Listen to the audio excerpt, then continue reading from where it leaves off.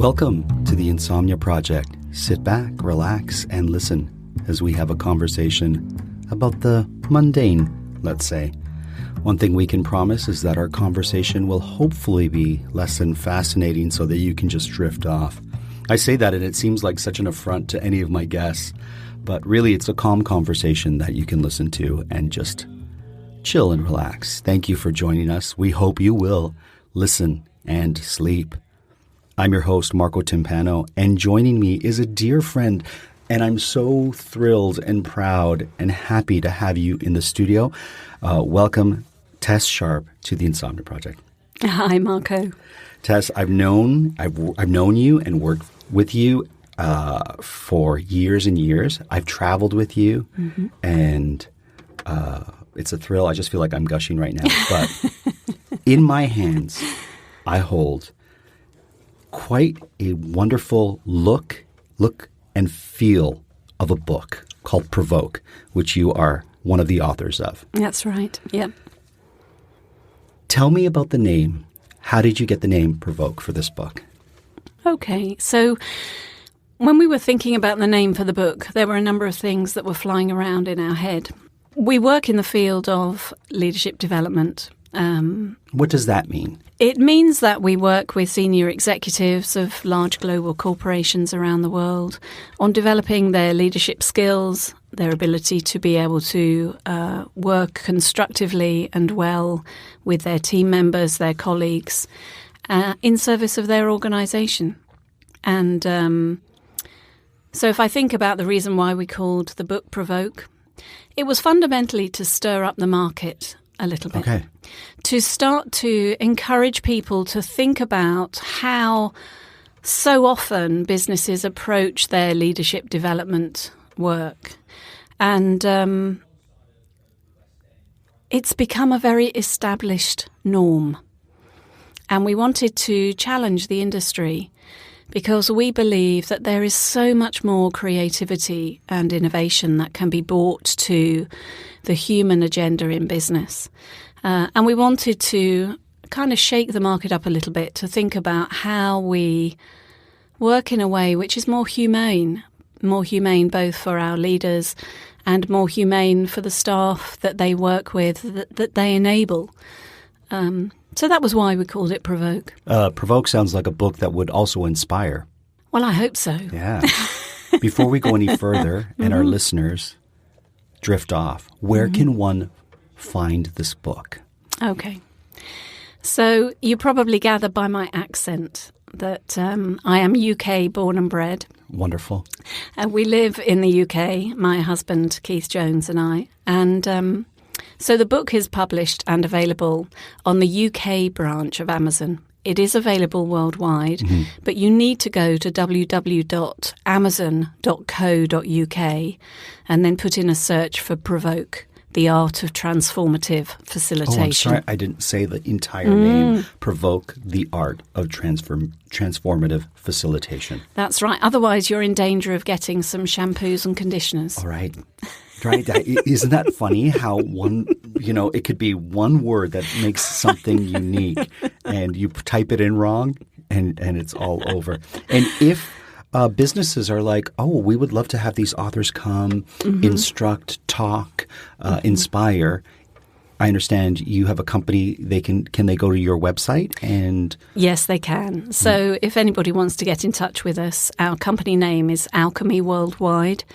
So if they want to come through to us at www.alchemyww.com, they can get through and contact us there. And don't worry if you don't have a pen or paper to write that down. Look in our show notes, and I will list all those places where you can find what we're talking about. What provokes you in a positive manner? Doesn't have to be from your book, but what provokes Tessa Sharpe? I think for me it's when we work with human beings in increasing their awareness about how humanity and goodwill makes a difference in life. Oh, wow. And it sounds very ethereal and esoteric, and it really isn't. It's at a very pragmatic level. You know, my past experience of working in large corporate businesses is that they can be very spiteful places, and there's a lot of what I would call playground behaviour that comes out, a lot of corridor conversations and backstabbing that goes on, particularly the more senior you get in business. Sure. And, leaders have a really tough job. Yes, they may get paid a lot of money, but actually they fundamentally have a tough job, and they have to prove their worth virtually every day. Mm-hmm. And part of their job is enabling and motivating those around them to work in service of the business. And engagement and influencing positively is also a really tough call. And I think the more we're able to look at business as opportunistic and collaborative rather than territorial and aggressive, there's far too much of that in business right now. I see. So that's something that really does turn me on, that I think is really important in today's age. There's far too much of that in politics, in business, in daily interactions with individuals in your hometown or city.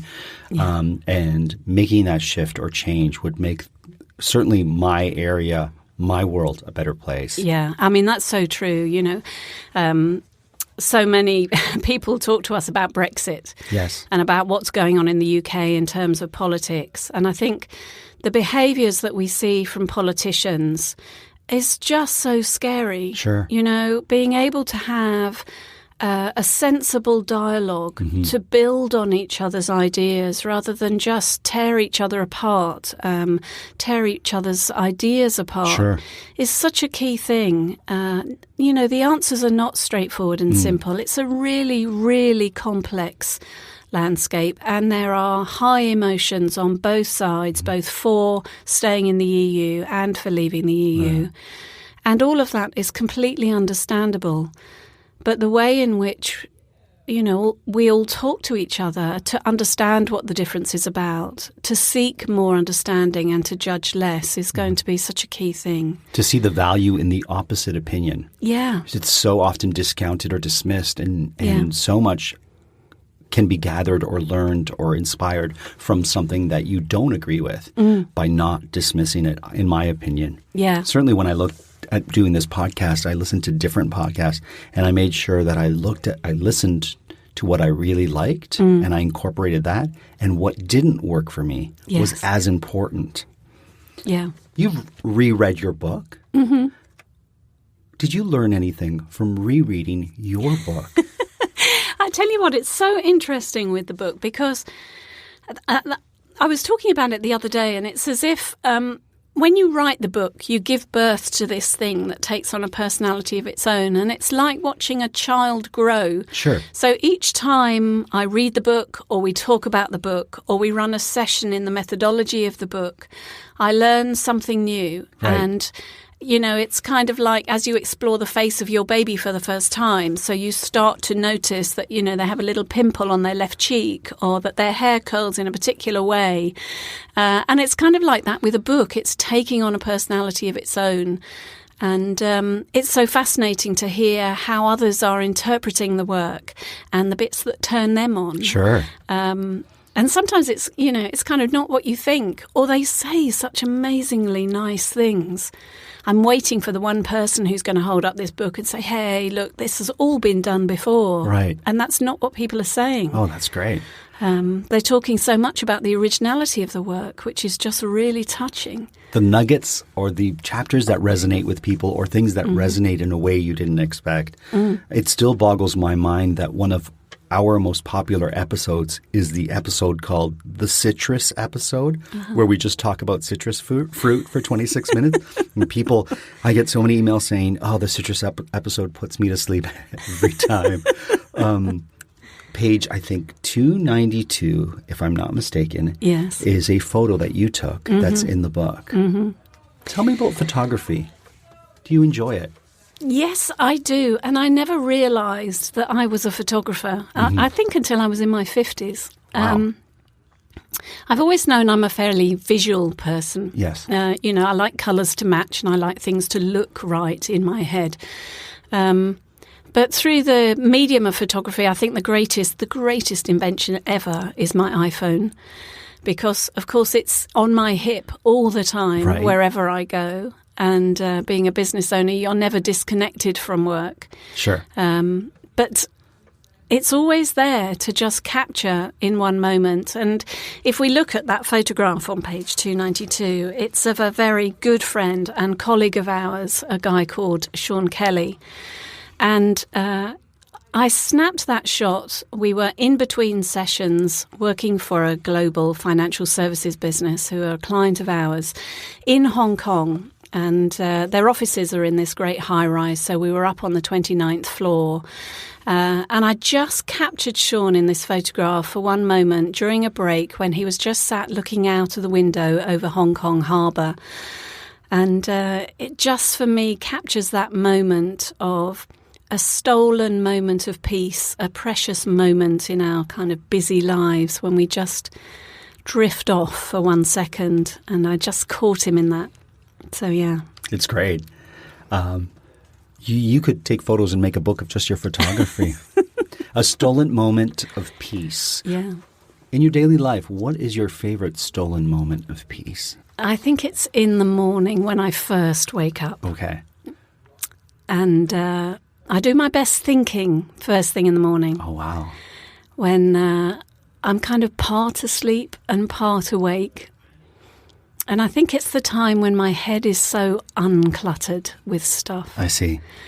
And it has this habit of just wandering off into the most remarkable little corners.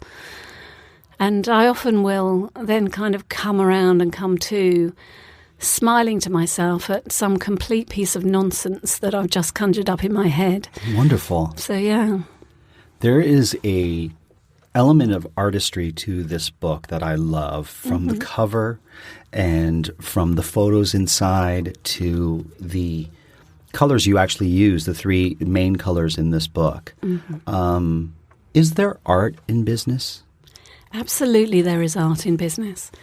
I think one of the things that I just so love that writing of this book has surfaced is the possibility and creativity that exists in our day-to-day humanizing together. I see it a lot in young entrepreneurial startup businesses where there is energy, and often the young founders are too naive to really know some of the risks or some of the challenges that they maybe face ahead. Sure. So they just have this incredible enthusiasm and openness and creativity of possibility around.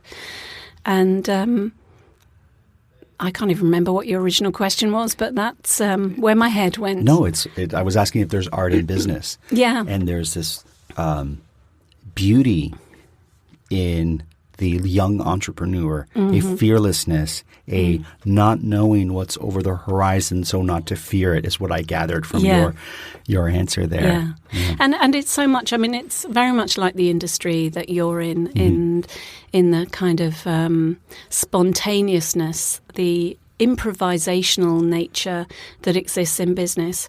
So much of the history of business is about having regulated methodologies and having an analytic and a rational approach to business.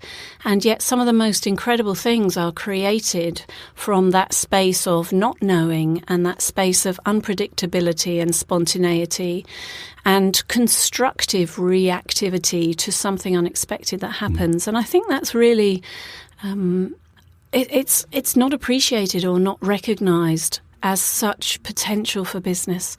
So much change that happens left of field or in a surprising way that's not foreseen often can be seen as a threat or a risk or something that needs to be closed down. Right. And yet I think that that's where the incredible magic of business actually comes in. And it is very much an art form, being able to thrive with possibility and an environment where, there's increasing levels of legislation and regulation and the interconnectivity and interdependency that happens across businesses now with the whole social media and technological age. But equally, there is so much possibility and so much magic that could be conjured up. Is there an ideology that exists in business that does not resonate, that you're like, this is so antiquated, and yet so many businesses tend to hang their hat on this idea? in particular, when you're looking at the digital age, the global age that businesses face today? Does one come to mind? Yeah, I think for me it's the hierarchical and bureaucratic, dictatorial styles of leadership, which I think perhaps worked in the industrial age. But nowadays, I think to motivate young generations and have so many generations working in the workplace now as we do, I think it's suitable for a bygone age. But the whole concept of being a really bossy boss with very little regard for the motivations and engagement and the goodwill of your staff is a key thing. You know, I think one of the younger generations now that we have in the workplace have grown up with a lot of choice and a lot of aspiration and expectation. They have less loyalty in the businesses that they work for. And to keep those kind of people working for you with good grace and goodwill, I think it's really important that we treat them as individuals with their own choices, their own preferences. You know, there's one thing for me about businesses needing to work 9 to 5. Right. I understand that there are certain businesses that have to operate within those constraints. And at the same time, some people don't work their best work, working 8 hours non-stop from 9 to 5. So if you have a business where you have flexibility, and it doesn't need to be that degree of strict regimen, I think it's important that we are able to offer the flex. So if someone works best by going to the gym at 2 o'clock in the afternoon and coming back and they feel empowered and engaged at that stage, then that works in service of the business. Not all businesses, I know, but I think it's more about how we approach and respect the people that work for us. Wow. That's pretty awesome, I have to say. That certainly really resonated with me. Shifting to your authorship and being an author, what was one of the things you found the biggest challenge in writing a book, and something that you might have thought was a challenge that actually was fairly, I don't want to say easy, but came to you in a way that you didn't expect? The book was a complete journey. Great. It took us 4 years. So I wrote it with my husband and business partner, Keith Jones. Who you will hear on a subsequent episode of the Insomnia Project. Watch this space. Yes. Once heard, never forgotten. So, yes, I mean, the methodology that sits in the book is Keith's way of working. And I make no bones about that in the book. I think the magic of my involvement with it, and the thing that came as a surprise to me, was the degree to which Keith struggled to access what he knew. And it was far more of an emotional roller coaster for us both than I think we anticipated. So as soon as the methodology started to emerge, and that came to him in a dream, and it's a fascinating story, you must ask him about it. But as soon as the methodology came to him, I started to apply that methodology in facilitating his thinking to help surface what this work was all about. Because his way of working has been so ingrained and has been learned over 40 plus years of working with groups that actually he didn't know what he was doing, a sort of level of unconscious competence. And so one of the things he often talks about now is that he didn't realise in the process of writing the book how much he actually knew. And so we were rediscovering, or discovering in some cases for the first time, stuff that he didn't realise that he knew.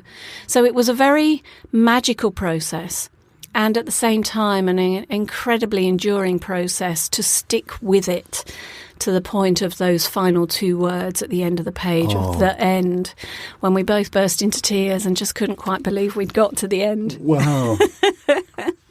Any advice you'd have for people who are contemplating writing a book of any topic that you would give them?